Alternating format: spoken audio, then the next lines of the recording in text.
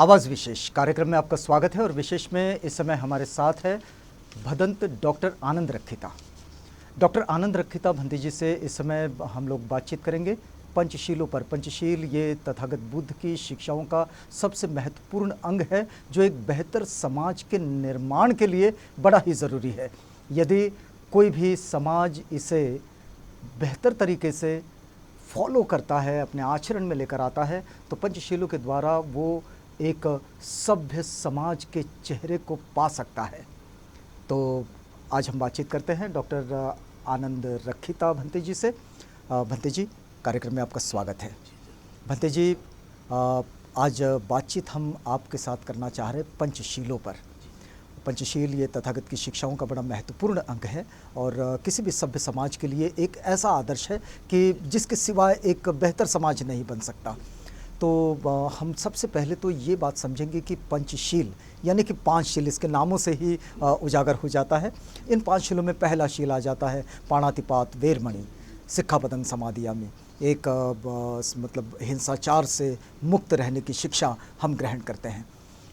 ये बात कहने जैसी तो बड़ी अच्छी लगती है, लेकिन इस बात को अगर हम लोग प्रैक्टिसिंग के रूप में समझे, इसको आचरण के तौर पर समझे, उस स्तर पर समझे, तो कैसे समझाएंगे आप? मैं सीलों को, जो भगवान बुद्ध ने जो सील दिए हैं, उनको इस तरह समझता हूँ कि ये पूरे मनुष्य जाति के लिए परिवर्तन का मार्ग है। और वो कैसे है? सील शब्द जब इस्तेमाल होता है तो सील शब्द कई जगह इस्तेमाल होता है। कई जगह आप सील शब्द का इस्तेमाल होते देखेंगे।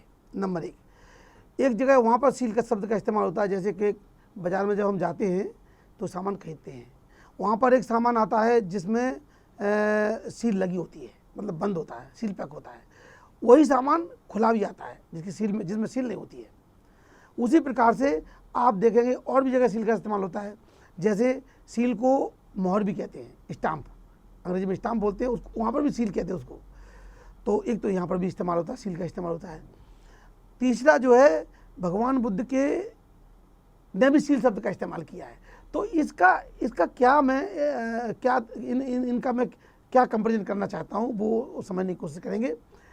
जब सील लग जाती है, जैसे मान लीजिए कोई सामान आप खरीदते हैं, तो सामान खरीदेंगे जिसमें सील लगी हुई है सामान में, तो निश्चित रूप से वहाँ पर 2-3 चीज़ों की पक्की गारंटी होती है। नंबर 1, उसके अंदर क्या सामान है वो लिखा रहता है उसके ऊपर। नंबर 2, उसके अंदर कितनी मात्रा वो लिखा रहता है। तो शुद्धता की गारंटी और मात्रा की पूरी गारंटी होती है। और दूसरा शब्द इस्तेमाल होता है, सील शब्द का इस्तेमाल मोहर के लिए होता है।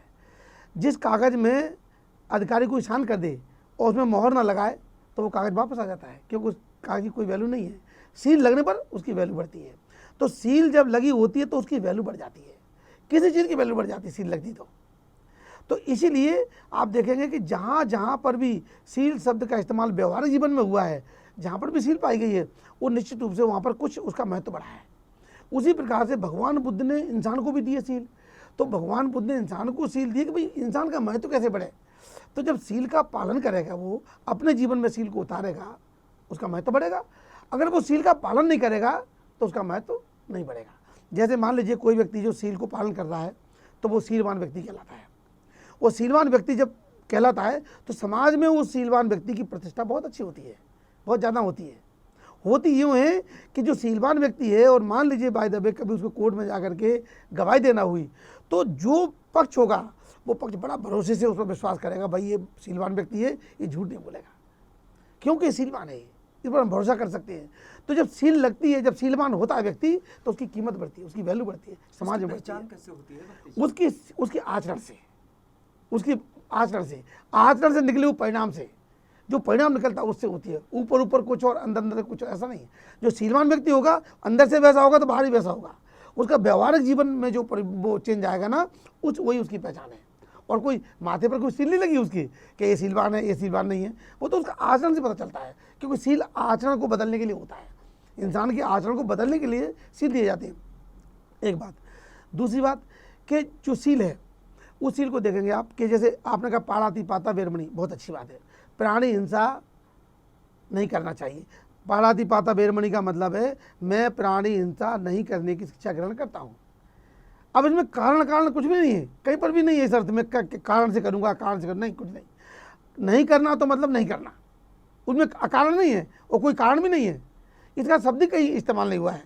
तो आप देखेंगे प्राणी हिंसा नहीं करने की शिक्षा ग्रहण करता हूँ, तो आप देखेंगे कि एक व्यक्ति जो प्राणी की हिंसा नहीं करता तो ये माना जाता है कि वो सील का पालन कर रहा है।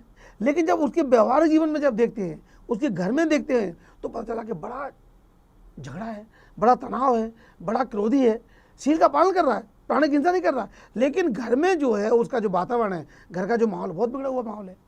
उसी प्रकार से अदन्नादाना वेरमणि, उसी प्रकार से कामेषु मिथ्याचारा वेरमणि, उसी प्रकार से मूसावादा वेरमणि, उसी प्रकार से सुरामेरय मज्जपमादर्थना वेरमणि, ये पांचों के पांचों सील जिस तरह से हम समझते हैं, आज तक समझते चले आए हैं, इससे जीवन में परिवर्तन क्यों नहीं आता है? क्योंकि हम इसको ऊपर ऊपर समझते हैं। जैसे एग्जाम्पल के लिए कि पाड़ातिपाता प्राणी की हिंसा नहीं करूँगा, तो आप किसी प्राणी की हिंसा नहीं कर रहे। कोई व्यक्ति कहे भाई मैं तो कभी नॉनवेज नहीं खाता हूँ, मेरे घर में तो कभी नॉनवेज नहीं बनता है, हमारा आदमी तो कोई किसी मछली को बकरे को नहीं काटता है, मुर्गे को नहीं काटता है, हम तो प्राणी की हिंसा नहीं करते, तो हम तो सील का पालन कर रहे हैं। लेकिन उसका इसके जीवन इसके पालन करने से कि वो किसी प्राणी की हिंसा नहीं कर रहा है, उसके जीवन परिवर्तन नहीं आता है।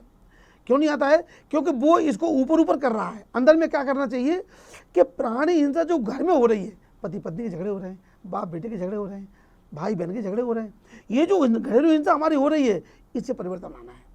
हम इतने अपना कॉन्शियस लेवल इतना ऊंचा होना चाहिए कि हम हमेशा कॉन्शियस बने रहें कि हम जो सील का पालन हमें करना चाहिए, जिस लेवल पर परिवर्तन आएगा व्यवहारिक जीवन में, होना चाहिए, वो नहीं होता।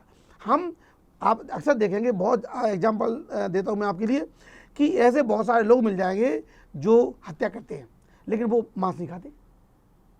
किसी का मर्डर कर देंगे वो, लेकिन मांस नहीं खाते, वो वेजिटेरियन है, तो उसका इससे कोई लेना देना नहीं है। क्योंकि भगवान बुद्ध ने साफ साफ कह दिया है कि भोजन का धर्म के व्यवहारिक जीवन में कोई मतलब नहीं है। भोजन का कोई कैसा भी करेगा, उसका भोजन से कोई संबंध नहीं है। आप कुछ ही भोजन करिए, उसका कोई संबंध नहीं। क्यों?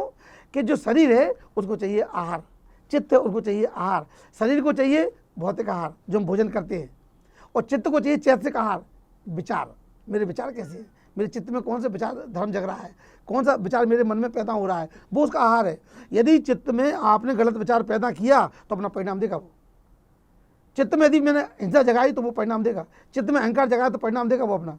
इसका भोजन से क्या संबंध है? भोजन शरीर के लिए होता है, जो भोजन भौतिक आहार है। मतलब इन सब चीज़ों को अगर ठीक से समझा जाए तो ये हमारे चित्त की रक्षा की बात है। चित्त की रक्षा की बात है। चित्त की चेतना मेरी कैसी है, चित्त को मैं कितना संभाल पा रहा हूँ। इसलिए बुद्ध ने कहा मनोपभंगमा धम्मा मनोसेठा मनोमया मनसा च पदुत्थेन भासति वा करोति वा ततो न दुख मनवेति चक्कंग वा भयतो पदंग। मनोपभंगमा धम्मा मनोसेठा मनोमया मनसा च प्रसन्नेन भासति वा करोति वा ततो न सुख मनवेति छाया व्यन पायनी। चित्त को कितना महत्व दिया, मन को कितना महत्व दिया उन्होंने।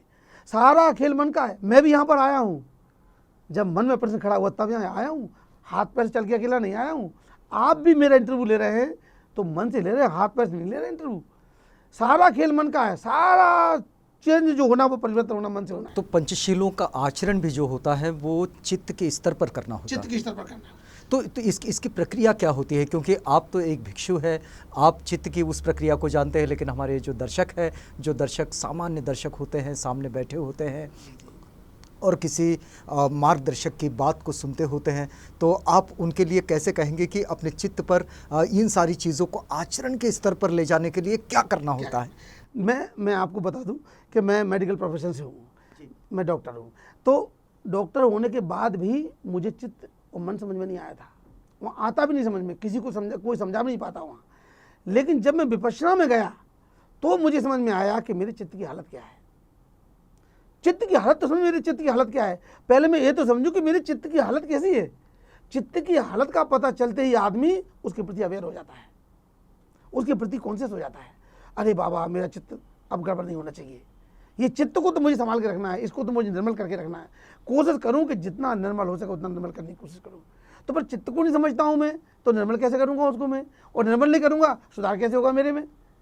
तो जब तक मैं चित्त के बारे में, अपने चित्त के बारे में नहीं जानूं प्रॉपर तरीके से, तो उसका मैं उसे साफ कैसे करूंगा, उसमें निर्मलता कैसे लाऊंगा, मैं चित्त को शुद्ध कैसे करूंगा। तो चित्त विशुद्धि का मार्ग है बुद्ध का मार्ग। चित्त की विशुद्धि। इसलिए बुद्ध ने कहा है क्या, सभ्य पापस अकरणं कुशल उपसंपदा सचित्त परियोदपनं एतं बुद्धानुशासनं। सचित्त परियोदप, चित्त को पूरी तरह से निर्मल करना है, यही काम है बुद्धों का काम है, यही बुद्धों की शिक्षा है। तो ये जो सील हैं, उन सीलों का पालन हम मानसिक लेवल पर करें, मानसिक स्तर पर करें, शारीरिक स्तर पर नहीं, मानसिक स्तर पर करेंगे तो मुझे हर चीज़ के लिए मैं कॉन्शियस रहूँगा। मैं एक दफ्तर में गया, क्या आपको लगता है कि इन सब में जो आप कह रहे हैं कि मानसिक स्तर पर इन सारी चीज़ों को प्रैक्टिस करना चाहिए, इनको आचरण में लाना चाहिए, इसमें विनम्रता का रोल कितना होता है? विनम्रता तो वहीं से आएगी, विनय वहीं से आएगा, मन से ही विनय आना है। मैं एग्जाम्पल दे रहा हूँ आपके लिए कि मैं एक दफ्तर में गया, एक अधिकारी ने मुझे चाय ऑफर किया, मतलब बाबू को लाते हैं वो चाय दे दिया, उन्होंने हमको दिया, एक अधिकारी को दे दिया। अधिकारी ने चाय पी लिया, मैं तो चाय नहीं पिया, वो चाय वैसी की वैसी रखी रह गई, चाय ठंडी हो गई।